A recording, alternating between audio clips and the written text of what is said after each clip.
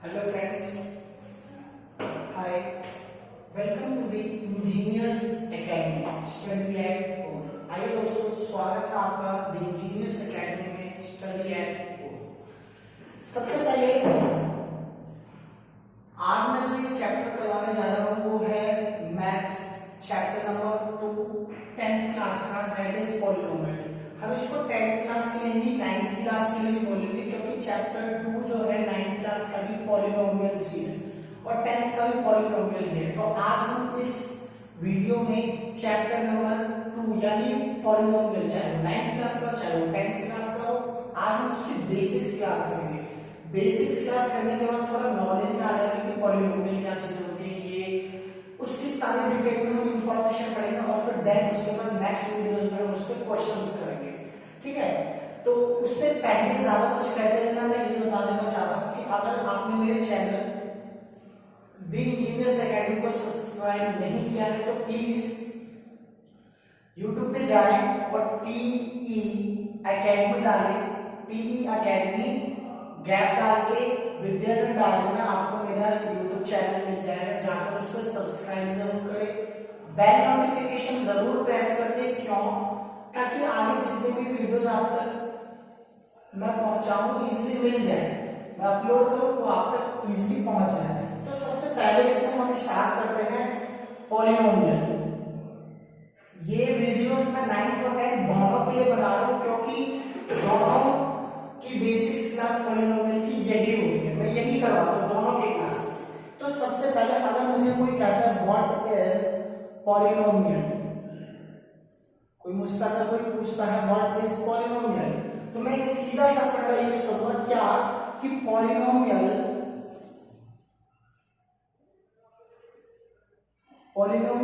Is a type of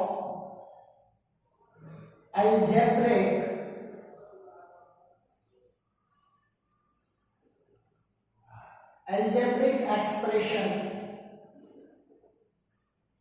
मतलब polynomial Hindi वाले लिख सकते हो, पॉलिनोमियल एक टाइप का, पॉलिनोमियल एक अलजेब्रिक एक्सप्रेशन होता है in which the power of variable is in whole number. Hindi वाले लिख सकते हैं पॉलिनोमियल एक ऐसा अलजेब्रिक एक्सप्रेशन होता है जिसमें चर की घात, वेरिएबल को हम बोलते हैं चर और पावर को बोलते हैं घात। चर की घात क्या हो? चर की घात होल नंबर, पूर्ण संख्या। अब होल नंबर मैंने ऑलरेडी बेसिक्स क्लास जो मेरी मैथ्स की थी उसमें मैंने बताया था होल नंबर क्या होता है। एक बार फिर से मैंने बताया था होल नंबर जो 0 से स्टार्ट होता है और इन्फिनिटी तक जाता है वो होल नंबर होता है। वेरिएबल मैंने पिछले क्लासेस में मैंने बताया था, वेरिएबल को हिंदी में बोलते हैं चर। वेरिएबल मींस जितनी भी अल्फाबेटिक्स लेटर है A B C D E F G H, तो ये जितने भी अल्फाबेटिक्स लेटर है ये जो है आपके वेरिएबल है। कांस्टेंट क्या होता है? कांस्टेंट आपका 1 2 3 4 न्यूमेरिकल्स जितनी भी वैल्यूज हैं वो हमारी क्या है? वो हमारी कांस्टेंट वैल्यू है। ठीक है दोस्तों, तो पॉलिनोमियल एक एग्जांपल में लेता हूं, किसको हम पॉलिनोमियल बोलेंगे किसको नहीं बोलेंगे। मैंने बोला है चर की घात, ध्यान रहे वेरिएबल्स की पावर। अब इस पॉलिनोमियल को देखो दोस्तों, वेरिएबल है, ये वेरिएबल है, ये वेरिएबल है, ये वेरिएबल है, एक्स है नहीं, ये वेरिएबल है, ये चर।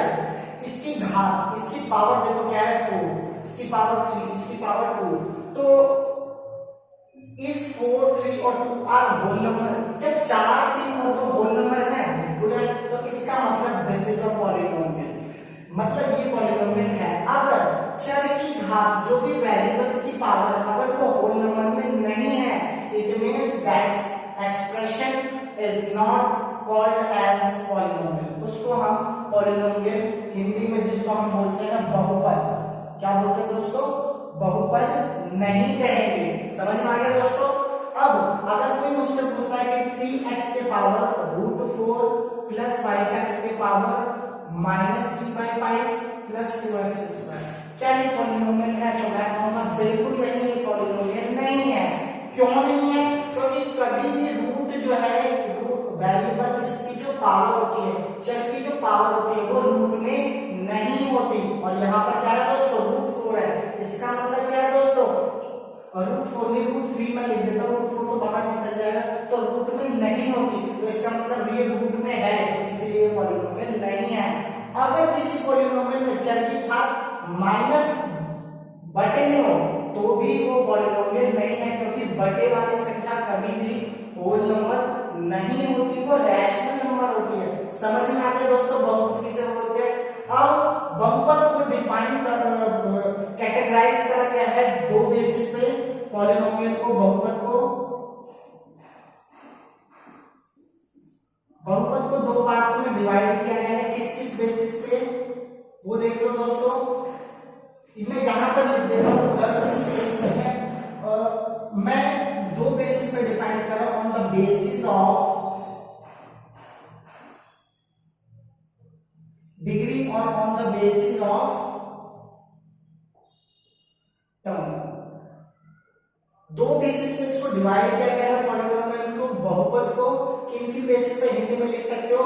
डिग्री यानी घात के आधार पर और टर्म के आधार पर, ठीक है, टर्म के यानी पद के आधार पर, ठीक है। डिग्री के आधार पर देखा जाए, मतलब ये डिग्री के आधार पर और इधर, तो डिग्री के आधार पर हमारे क्या है? सबसे फर्स्ट जो आता है वो दैट इज लीनियर पॉलिनोमियल। क्या करें दोस्तों? लीनियर पॉलिनोमियल, जिसको हम हिंदी में रैखिक बहुपद बोलते हैं। रैखिक बहुपद, ठीक है दोस्तों। सेकंड आता है क्वाड्रेटिक पॉलिनोमियल। क्वाड्रेटिक पॉलिनोमियल यानी द्विघात बहुपद, ठीक है। थर्ड आता है इसमें क्यूबिक पॉलिनोमियल, जिसको हम बोलते हैं त्रिघात। देखो मैं घात वाला प्रमाण में क्या बताया कि घात के आधार पर, तो ये देखो घात, घात यानी द्विघात। अभी बताता हूँ दोस्तों, सारी चीजें बताऊंगा बहुपद। और अगर मैं पद के आधार पर देखूं तो पद के आधार पर भी तीन होते हैं। वो कौन कौन से होते हैं दोस्तों? पहला आता है मोनोमियल, जिसको हम बोलते हैं एक पदी। बाइनोमियल, जिसको हम बोलते हैं दोस्तों द्विपदी। तीसरा आता है ट्राइनोमियल, जिसको हम बोलते हैं दोस्तों त्रिपदी। ठीक है दोस्तों, ये हमारा हमने कैटेगराइज कर दिया। अब जो हमने कैटेगराइज किया हुआ है उसको हम डिटेल में पढ़ेंगे, मतलब वो है क्या चीज। मैं ज्यादा डेफिनेशन नहीं लिखाऊंगा, मैं बस जस्ट एक बार डिफाइन करके और तुम्हें एक एग्जांपल देके समझा दूंगा ताकि तुम्हें इजीली समझ में आए। ठीक है दोस्तों, क्योंकि इसका डेफिनेशन भी कोई लिटरेचर का नहीं है, इंग्लिश में नहीं है जो आपसे डेफिनेशन पूछना, आपको पता होना चाहिए। तो सबसे पहले मैं आता हूँ लीनियर पॉलिनोमियल पे, इसको हम हिंदी में बोलते हैं रैखिक बहुपद। ठीक है, अब मैं एक की डेफिनेशन लिखता हूं। मैं क्या लिखूंगा? The polynomial in which the power of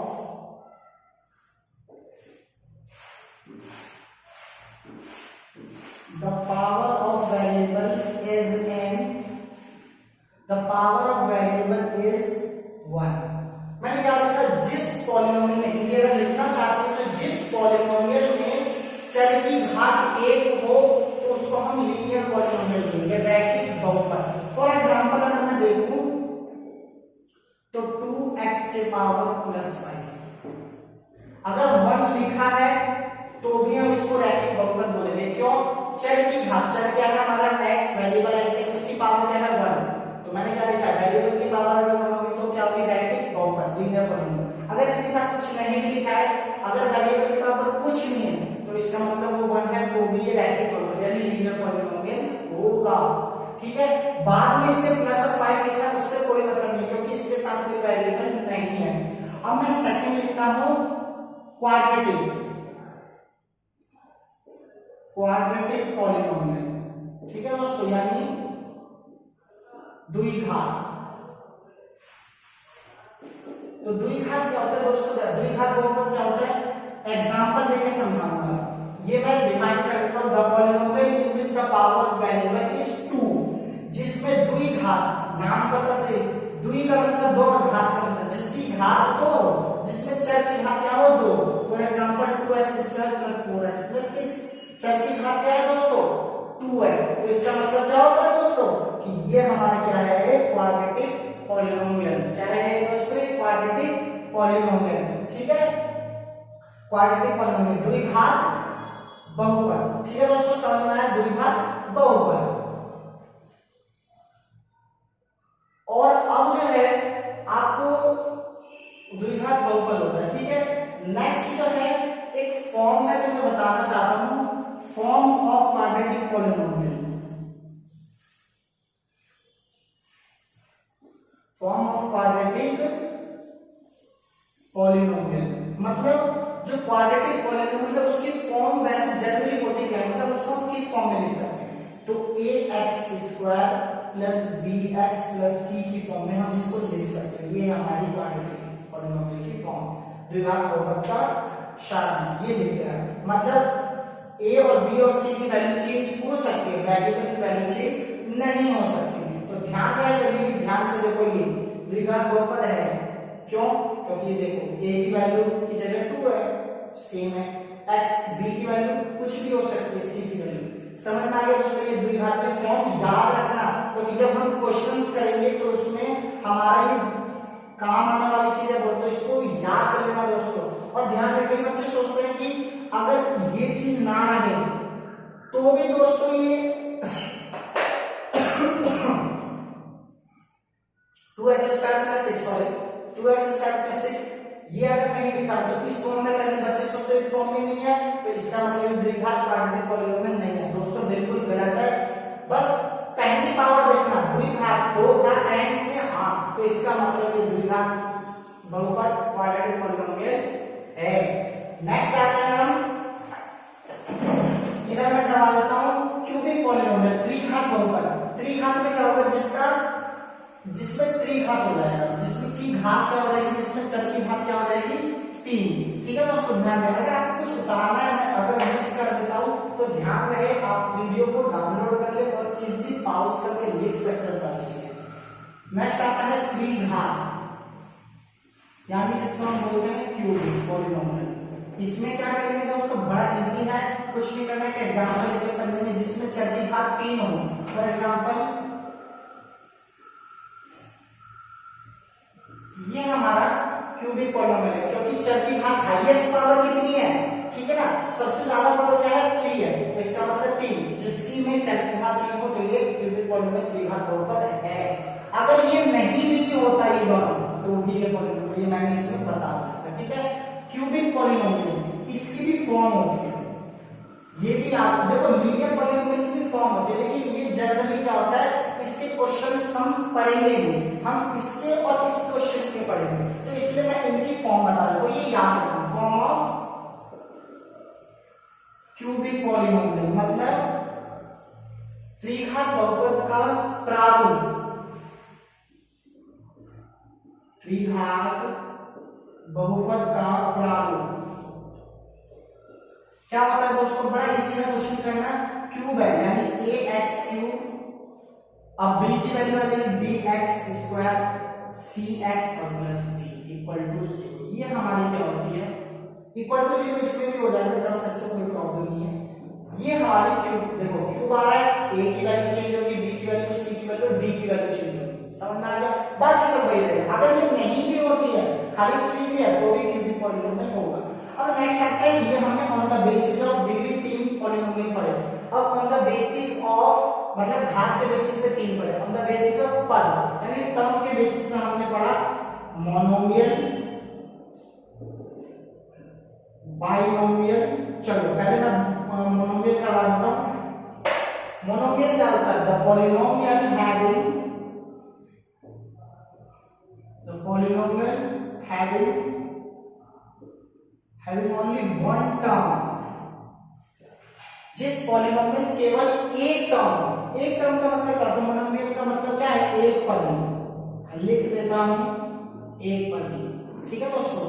the polynomial having only one term, जिसमें एक पद का मतलब क्या है, जैसे मैंने लिखा 2x, ये एक पद है, पावर कितनी भी हो, 6 हो, 7 हो, 10 हो, 100 हो, उससे कोई मतलब नहीं, चलती हाथ 100 हो, 7 हो, 15 हो, 100 हो, कुछ भी हो चलेगा, लेकिन ये भी एक टर्म है। अगर इसके साथ में ये अभी मोनोमियल है, समझ में आ गया दोस्तों, बिल्कुल। इसके साथ अगर मैं प्लस माइनस या कुछ भी लिख के एक और टर्म में लिखता हूं सॉरी, इससे ये एक पद है, यानी ये मोनोमियल है। अगर इसके साथ प्लस और माइनस करके मैं एक और डिजिट लिखता हूं, इसका मतलब दो टर्म हो गए, ये द्विपदी हो गया। क्या हो गया ये दोस्तों, द्विपद। इसमें दो टर्म हो गए, ठीक है। तो अभी इसमें एक ही है, मैंने ये मिटा दिया, तो ये मोनोमियल हमने पढ़ लिया पहला। दूसरा हमने क्या पढ़ा, बाइनोमियल। अब क्या हो गया, बाइनोमियल में द्विपदी में क्या हो जाएगा दोस्तों, द्विपदी बड़ा इजी है, कुछ नहीं करना है, जिसमें दो term, the polynomial having two term, जिसमें दो टर्म, दो पद हो। तो इसका एग्जांपल क्या होगा दोस्तों, इसका एग्जांपल ये था, ठीक है। और इसका एग्जांपल क्या होगा, मैंने तुम्हें बताया 4x, ये एक टर्म होगा, क्यूब भी लगा सकते हो, कोई प्रॉब्लम नहीं है, कितनी भी पावर लिख सकते हो, कोई दिक्कत नहीं है, ये एक टर्म हुआ। इसके साथ एक और टर्म मैंने लिख लिया, ये हमारा द्विपदी है। अब त्रिपदी में क्या होगा, ये लिखने के बाद एक और टर्म लिख लो, ये हमारा त्रिपदी है। समझ में आ गया दोस्तों, मैं त्रिपदी का बताऊंगा नहीं, जिसमें तीन टर्म, एक टर्म प्लस किया, दूसरा टर्म लिखा, दो टर्म होगा, फिर प्लस माइनस किया, तीसरा टर्म लिख दिया, इसका मतलब वो तीन टर्म हो गया। अगर इसके साथ x ना भी रहे तो भी तीन टर्म हो गया ये, ठीक है। तो इसलिए ये हमारा क्या हो गया, द्विपदी हो गया, वो सॉरी त्रिपदी होगा, क्योंकि इसके साथ x नहीं दिया तो भी 1 2 और 3 तीन टर्म हो, यानी ये त्रिपदी, यानी ये ट्राइनोमियल है, ठीक है दोस्तों। समझ में आ गया, पॉलिनोमियल में ये सब चीजें जाननी तो बहुत जरूरी थी। उसके बाद एक और चीज आती है इसमें, वो भी आपको जानना बहुत जरूरी है, और उसके बाद में बेसिक्स क्लास कर दूंगा खत्म, और नेक्स्ट जो है आपका क्वेश्चंस की क्लासेस स्टार्ट हो जाएगी चैप्टर 9 और 10 दोनों के लिए, ठीक है दोस्तों। तो इसमें सबसे पहला आता है वैल्यू ऑफ पॉलिनोमियल। क्या था दोस्तों, वैल्यू ऑफ पॉलिनोमियल, यानी बहुपद का मान, बहुपद का मान। बहुपद का मान क्या होता है, देखो डेफिनेशन में नहीं लिखा हुआ, एक एग्जांपल में लेता हूं, लिखा हुआ है px, px का मतलब होता है, p मतलब पॉलिनोमियल, p मतलब बहुपद, p से डिनोट करते हैं हिंदी वाले में, और x मतलब x वेरिएबल का बहुपद। जैसे कि मैं लिखता हूं 4x³ plus 6x² plus 2x plus 5, ठीक है दोस्तों। ये मेरा क्या है, बहुपद है, बिल्कुल है, पॉलिनोमियल है। मैंने x लिखा सारी जगह, देखो यहाँ पर वेरिएबल क्या मिलेगी तुम्हें, x की मिलेगा। अगर मैं y लिखूंगा, मतलब पॉलिनोमियल है कौन से वेरिएबल का, y वेरिएबल का, y चलेगा, तो सारी जगह दोस्तों यहाँ पर क्या हो जाएगा, यहाँ पर y। समझ में आ गया दोस्तों, पॉलिनोमियल वही है, वैल्यूज वही है, मैंने वेरिएबल से हाँ वैल्यू भी चेंज कर सकते, कोई प्रॉब्लम नहीं है, ठीक है दोस्तों। मतलब क्या है, वेरिएबल चेंज नहीं हो सकते, लेकिन अगर वेरिएबल चेंज होगी तो यहाँ पर p की जगह जो वेरिएबल हम यूज कर रहे हैं वो वेरिएबल का नाम यहाँ पर आ रहा है। मैं इसको लेकर चलता हूँ, वैल्यू ऑफ पॉलिनोमियल क्या होता है। यहाँ पर क्या कर रही है, हमारा पॉलिनोमियल था, वैल्यू ऑफ पॉलिनोमियल का मतलब क्या होता है, अगर उस पॉलिनोमियल में वो हम वैल्यू रख दें तो जो आंसर आता है वो हमारा वैल्यू ऑफ पॉलिनोमियल है। जैसे अगर मैं इस पॉलिनोमियल में 2 पुट अप करूं, x की जगह क्या रखूं, 2 पुट अप करूं, तो 2 पुट अप करूंगा तो ध्यान से देखो दोस्तों, 2 की पावर जहां जहां भी x है उसकी जगह 2 रख दो, जहां जहां भी x है उसकी जगह क्या रख दो, 2 रख दो। 2 की सबसे पहले इसमें बच्चों की बहुत गलती होती है, क्या करते हैं 2 3 6, नहीं दोस्तों, ये सबसे पहले गलती है तुम्हारी। इसका मतलब यह है 2 को 3 बार मल्टीप्लाई करना है, 2 को 3 से मल्टीप्लाई नहीं करना, 2 को 3 बार मल्टीप्लाई करना है, यानी 2 into 2 into 2।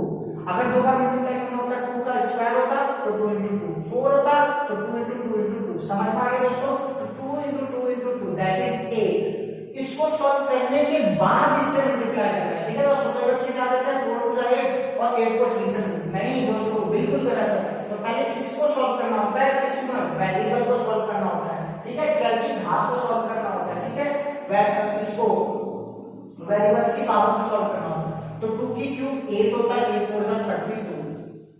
का स्क्वायर 12 सॉरी 4, 2 का स्क्वायर 4, 6 4 जा 24, 2 2 जा 4 और प्लस 5, ठीक है। अब देखो 32 और 4 36 हो जाएगा, 36 और 24 6 4 10 हो जाएगा, 0 1 3 और 2 5 और 60 होगा, प्लस 5 65। मतलब वैल्यू ऑफ पॉलिनोमियल क्या हो जाएगी हमारी 65, 2 रखना, तो वैल्यू ऑफ पॉलिनोमियल हमारा हो जाएगा 65। समझ में आ गया दोस्तों।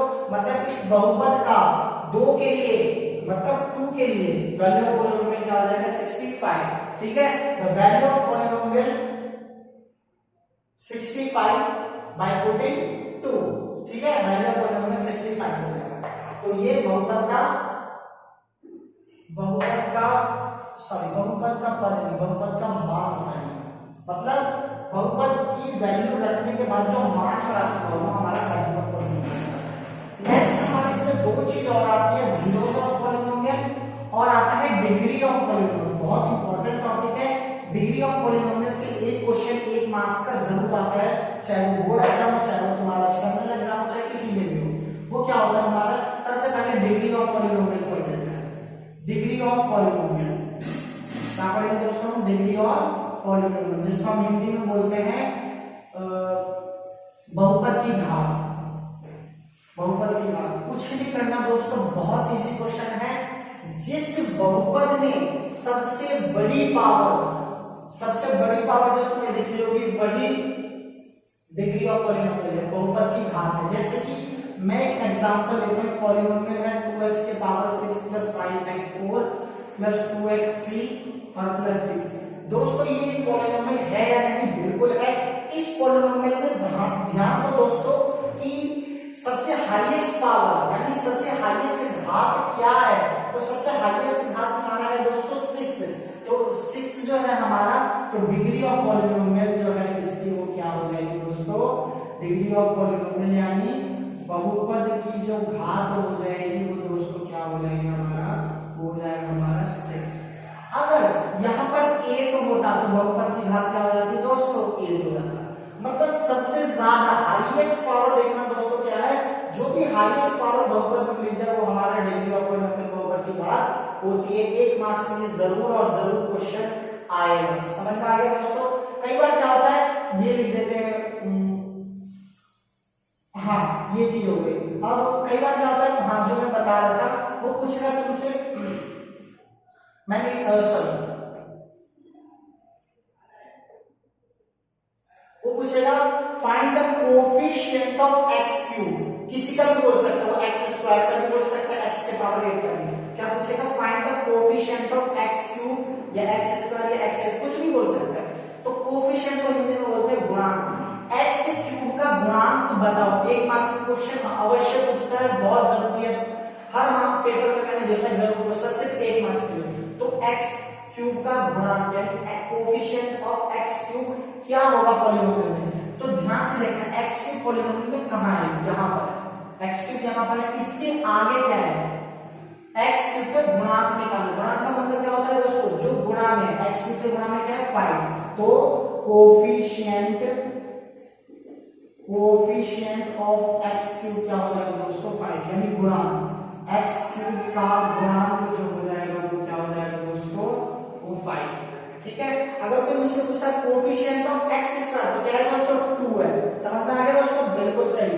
और वही मैंने बताया कोएफिशिएंट ऑफ x स्क्वायर क्या पूछेगा तो क्या हो जाएगा 2, मतलब x स्क्वायर का गुणांक पूछेगा तो क्या हो जाएगा 2। अगर यहाँ -2 और तब पूछता कोई कोएफिशिएंट ऑफ x स्क्वायर क्या है, तो मैं कहूंगा -2 है। क्या है दोस्तों, -2 है। x स्क्वायर का गुणांक क्या है -2। क्यों, क्योंकि उसमें रीजन क्या है, हमें साइन लेना है। भाई पॉजिटिव वैल्यू लिखो या चाहे मत लिखो, एक ही बात है, लेकिन इसके आगे क्या है नेगेटिव, तो वो तुम्हें लिखना पड़ेगा। ठीक है दोस्तों, समझ में आ गया। अब मैं नेक्स्ट आता हूं आपका जीरोस ऑफ पॉलिनोमियल। नेक्स्ट में क्या आता है दोस्तों, जीरोस ऑफ पॉलिनोमियल। ठीक है, मतलब बहुपद का शून्य, बहुपद का शून्यांक। अब बहुपद का शून्यांक क्या होता है, बड़ी वो चीज हो गई। मैं थोड़ा सा यहाँ बता दूंगा, यहाँ पर तुम्हें बता देता हूँ बहुपद का शून्यांक क्या होता है। तो बहुपद का शून्यांक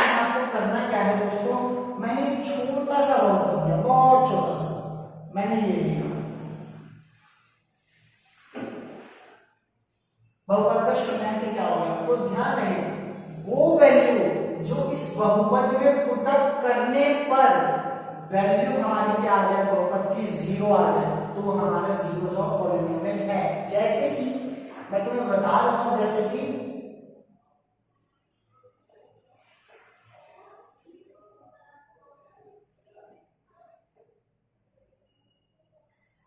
ये मैंने अगर ये मेरा पॉलिनोमियल है, ठीक है दोस्तों, बात को समझो बस पहले।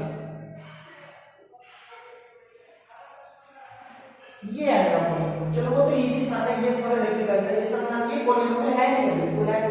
अब इस पॉलिनोमियल में, इस बहुपद में ऐसी वैल्यू मैं रखूं जो रखने पर अगर मेरा इसका मान, इसकी वैल्यू अगर 0 आ जाए तो उस बहुपद को हम value of polynomial, zero of polynomial बोलेंगे, बहुपद का शून्यांक। क्यों? क्योंकि उसमें वैल्यूज पुटअप करने पर वो आंसर क्या आ रहा है हमारा, वो 0 आ रहा है। तो वो वैल्यू हम मानते हैं, मैं वैल्यू हम पुटअप कर रहा हूं इसकी जगह 2। तो ध्यान से देखो दोस्तों, 2 वैल्यू अगर मैं पुटअप कर रहा हूं तो ध्यान से देखो, 2 का स्क्वायर क्या हो जाएगा 4, और 4 3 से क्या हो जाएगा 12, 12 माइनस 12 क्या आ जाएगा आंसर 0। मतलब क्या रखने पर वैल्यू 0 आया, 2 रखने पर बहुपद का मान 0 आया, ठीक है, वैल्यू 0 आई इस बहुपद की। तो देयरफॉर मैं कह दूंगा x, अब यहां पर क्या होगा देखो, वैसे अगर मैं बोलूं तो मैं कहूंगा x minus 2 is a zeros of polynomial, x minus 2 बहुपद का शून्यांक होगा। अब मैंने देखा भाई वैल्यू 2 पुटअप किया, आंसर 0 है, तो 2 लिखना चाहिए ना, बिल्कुल सही बात है। लेकिन मैंने -2 क्यों लिखा, x के साथ -2? अगर मैंने वेरिएबल लिखा है तो मैं -2, अगर खाली 2 लिखूंगा तो ठीक है, इसलिए लिखा है क्योंकि दोस्तों कभी भी तुमने देखा होगा, अगर कोई मान लो ये पॉलिनोमियल होता, क्वेश्चन में ये पॉलिनोमियल होता, ऐसे लिखा होता है, पूछता हो is x minus 2 is a zeros of polynomial px is equals to 3x square minus 12, ये लिखा होगा। ठीक है दोस्तों, समझ में आ रहा है मैं क्या कहना चाह रहा हूं। वो क्वेश्चन में पूछता है कि x minus 2 क्या बहुपद का शून्यांक, इस बहुपद का शून्यांक है, वो पूछ रहा होता है, हाँ या नहीं में जवाब। तो मैं क्या करता, px को नोट करता। अब मुझे दोस्तों ये बताओ, क्या तुम इसकी वैल्यू रख सकते हो इसमें? नहीं रख सकते, तो हम साइड में क्या लिखते हैं, therefore x minus 2 equal to 0। क्यों? मुझे क्या निकालना है दोस्तों, जीरोस ऑफ पॉलिनोमियल चेक करना है। तो जीरोस ऑफ पॉलिनोमियल चेक करना है तो x minus 2 zero polynomial check करें तो इसमें 0 के इक्वल रखेंगे, तो x equal to 2 आ जाएगा। अब वैल्यू मिल गई मुझे, अब मैं वैल्यू इसमें रख दूंगा। तो अब देखो दोस्तों, क्या वही आंसर आ जाएगा ना दोस्तों, जो मैंने ऊपर सॉल्व किया हुआ है, आ जाएगा नहीं आ जाएगा वही। तो ये 12 माइनस 12 क्या आ जाएगा आंसर 0। तो इसका मतलब क्या है कि हमें अगर 2 रखने पर 0 आंसर आएगा तो इसका जीरोस क्या बनेगा, x minus 2, और फैक्टर भी यही बनेगा, फैक्टर ऑफ पॉलिनोमियल जो हम बोलते हैं वो भी यही बनेगा। उल्टा करना होता है, जो वैल्यू रखते हैं तो x minus 2 से 0 बनेगा, माइनस 2 रखने पर आया तो x plus 2 is the 0 polynomial. क्यों? क्योंकि जब हम क्वेश्चन जब सॉल्व करेंगे तो वो खाली नहीं लिखा है 2 is the 0 पॉलिनोमियल, तो खाली 2 नहीं लिख सकते थे, क्योंकि 0 पॉलिनोमियल फाइंड आउट करने के लिए आपको 0 के इक्वल रखना पड़ेगा उस वैल्यू को जो दिया होगा। तो खाली 2 को 0 के इक्वल रखोगे तो आंसर क्या आ जाएगा दोस्तों, 2 को 0 के इक्वल रखोगे तो कोई ऐसा नहीं बन पाएगा ना। तो इसीलिए हम x के साथ लिखते हैं, अगर +2 पुट अप करने पर 0 आया तो हम -2 लिखते हैं, और -2 पुट अप करने पर 0 आता है तो हम +2 लिखते हैं। एक चीज पॉलिनोमियल में और ऐड की है, ये 10th के पर्पस से मैं तुम्हें बता देता हूं, बाकी कोई ज्यादा जरूरी नहीं है, लेकिन ये 10th वाले बच्चों के लिए बहुत इंपॉर्टेंट है। 9th वाले बच्चे इसको नहीं भी समझेंगे तो चलेगा, ठीक है, और समझ लेंगे बहुत और अच्छी बात है। हमने पढ़ा था क्वाड्रेटिक पॉलिनोमियल, क्वाड्रेटिक पॉलिनोमियल यानी द्विघात बहुपद। मैंने इसका द्विघात बहुपद की फॉर्म भी मैंने तुम्हें बता दी थी, क्या होती है फॉर्म, द्विघात बहुपद के ऊपर आलू क्या होता है, ax square plus bx plus c equal to. देखो अगर ये तुम्हें नहीं पता चलता तो देखो क्वाड्रेटिक द्विघात बहुपद की सबसे हाईएस्ट पावर क्या है 2, वेरिएबल की पावर क्या हो जाएगी हाईएस्ट 2, तो x की पावर 2 लिखो उसके साथ a लिख दो। अब जो वैल्यू आएगी वो b वाली आएगी और x स्क्वायर के बाद कम क्या आएगी x इज इक्वल टू 0। ऐसे ही होता है। तो ध्यान देना द्विघात बहुपद, जितनी बहुपद में पावर होगी, जितनी बहुपद में हाईएस्ट पावर होगी उतने जीरोस होंगे। जैसे ये है ना 8 जीरोस, कितने जीरोस है 8 जीरो, ठीक है। और भी जीरोस इसके निकलेंगे लेकिन वो किस पे डिपेंड करना है, घात कितनी है, पावर कितनी है, हाईएस्ट पावर कितनी है दोस्तों 2 है। इसका मतलब इस पॉलिनोमियल की केवल 2 ही जीरोस निकलेंगे। क्या निकलेंगे 2 ही जीरोस निकलेंगे, 2 से ज्यादा नहीं निकल सकते, एक भी निकल सकता है लेकिन 2 निकलेंगे अवश्य, 2 से ज्यादा नहीं निकलेंगे, ठीक है दोस्तों। जितनी हाईएस्ट पावर होगी उतने जीरोस निकलेंगे। तो क्वाड्रेटिक पॉलिनोमियल के 2 जीरोस होते हैं, एक अल्फा और एक होता है बीटा। ये दोस्तों पढ़ा होगा तुमने, 2 जीरोस है तो एक अल्फा और एक बीटा, ठीक है। तो जब हम एक आता है सम ऑफ प्रोडक्ट, क्या आता है सम ऑफ प्रोडक्ट, ये मैं उसके लिए बता रहा हूं 10th वालों के लिए, 9th वाले भी समझ सकते हैं। Sum of product, sum of product का मतलब है गुणांकों का योग, गुणांकों का योग।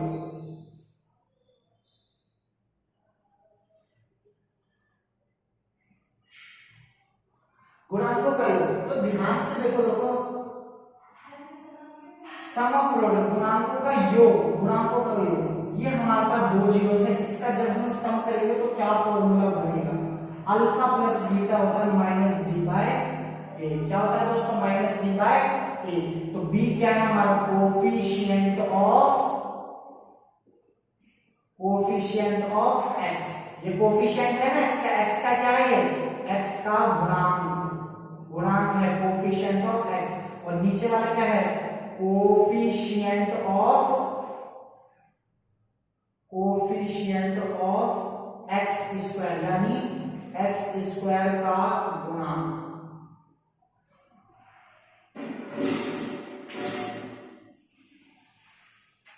ये सम ऑफ जीरोस होता है, क्योंकि ये 2 जीरोस है, मेरे को ध्यान देगा, कोई बात नहीं दोस्तों, बहुत इजी है। सम ऑफ जीरोस हमारे पास कितने हैं 2 ही हैं, एक अल्फा और एक बीटा। क्यों, क्योंकि हाईएस्ट पावर क्या है दोस्तों इसकी 2।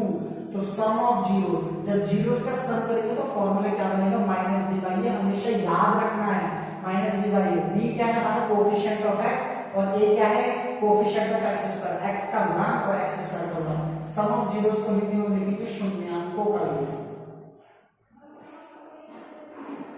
शून्याङ्कों का योग, ठीक।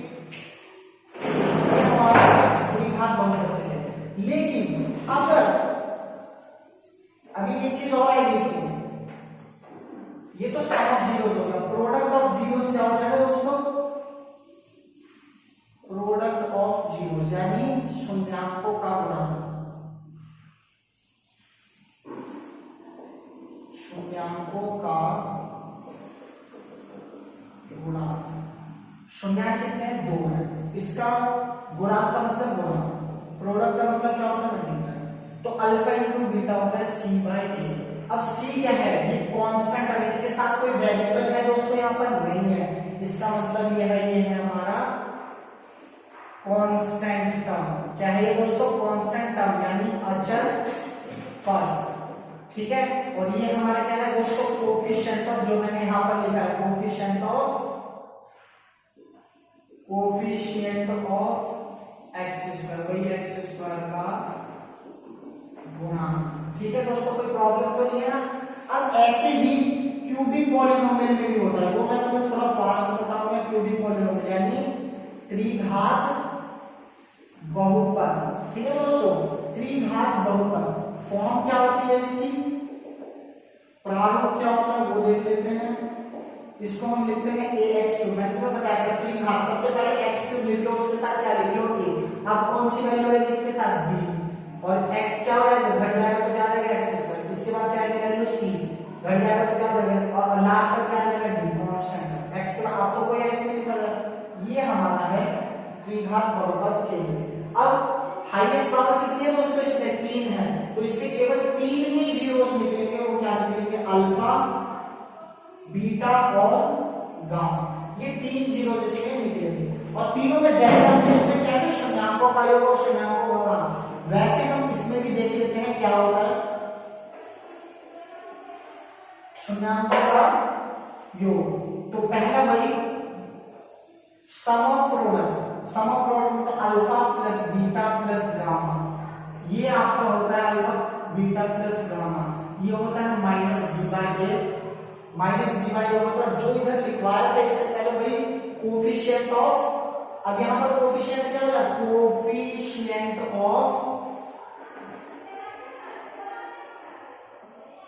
कोफिशिएंट ऑफ एक्स स्क्वायर, ठीक है। एक क्या है कोफिशिएंट ऑफ एक्स क्यूब, है ना दोस्तों, कोफिशिएंट ऑफ एक्स यानी एक्स क्यूब का गुणांक, और ये क्या है एक्स स्क्वायर का,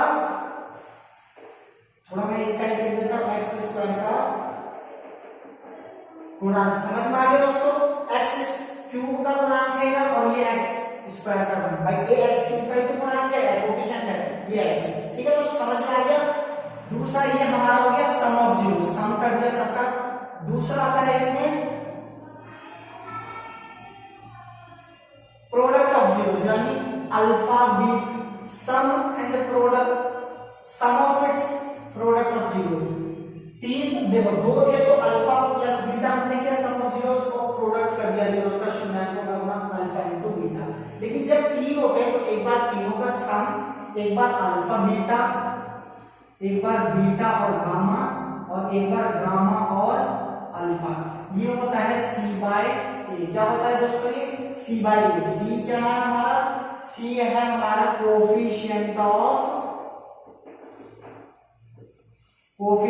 एक्स, यानी एक्स का गुणांक। ये दोस्तों याद रखने की चीज है, ये याद रखना, आप अगर याद नहीं रखोगे तो क्वेश्चन आपसे सॉल्व नहीं हो पाएंगे, ठीक है। और ए है, ए फिर दोबारा भाई, ए क्या है हमारा coefficient of x cube, sorry, ठीक है दोस्तों, कोफिशिएंट ऑफ एक्स। थर्ड हमारा है एन को बता, जब दो होते तो अल्फा प्लस बीटा और अल्फा इनटू बीटा, दो ही स्टार हम करेंगे जीरोस के साथ, दो जीरोस के साथ। त्रिघात हो गया यानी तीन जीरो अल्फा बीटा गामा, तो इसमें तीन जीरो जब होते तो तीन काम हमें करना है, alpha plus beta plus gamma पहला, दूसरा alpha beta plus beta gamma plus gamma alpha, इन तीनों का सम मल्टीप्लाई विद सम, ठीक है। अब जो है ध्यान रखें, लास्ट वाला आता है तीनों की मल्टीप्लिकेशन, अल्फा इंटू बीटा और इंटू गामा, ये होता है minus b by a. B क्या है हमारा कांस्टेंट टर्म, क्या है दोस्तों, constant term, minus b by a. मैं यहां लिख देता हूं तो कांस्टेंट टर्म, इसके साथ कोई भी वेरिएबल नहीं, इसलिए मैं इसको लिख सकता हूं अचर पद, ठीक है दोस्तों। नेक्स्ट नीचे वाला है हमारा ए में एज इट इज जो लिखता आ रहा हूं कोएफिशिएंट यानी एक्स क्यूब का गुणांक, ठीक है, कोएफिशिएंट ऑफ एक्स क्यूब, ठीक है दोस्तों, समझ में आ गया। ये हमने पॉलिनोमियल में पढ़ी। अगर आपको कोई सी भी चीजें समझ में नहीं आती दोस्तों तो प्लीज आप मुझे कमेंट के जरिए जरूर बताओ। जिसको भी वीडियोस मेरी पसंद आती है तो लाइक कमेंट और शेयर करना मत भूलना बेटा, जितने ज्यादा से ज्यादा शेयर करोगे उतना मेरे को मोटिवेशन मिलेगा और मैं ज्यादा से ज्यादा वीडियोस आपके लिए लेकर आता रहूंगा, ठीक है।